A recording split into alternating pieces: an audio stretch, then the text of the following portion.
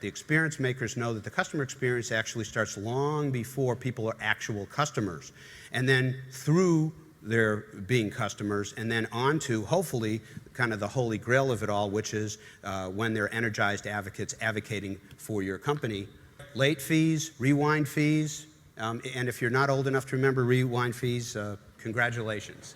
That's all I can say, because it wasn't, you know, it was not pleasant. Well, anyway, realistically, this is one of my favorite examples because everything would change in the customer experience except the movies that people would watch. We figure that Apple, Steve Jobs and his team at Apple were looking at the smartphone market for at least 3 years.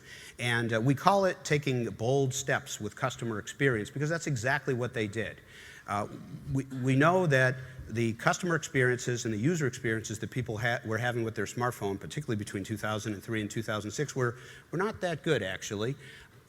And we're sure that that's what Apple was looking at when they decided that it would be a good idea to go into that market. Another thing we noticed as we looked across some of the best, and again, this is regardless of whether they were small companies or large companies, regardless of industry, what we ended up calling the 3Ds, which was that they determine, develop, and deliver customer experiences. Now, the interesting thing about this is that they determine what the customer experience should be from the start before investing in any of the pieces in the customer experience.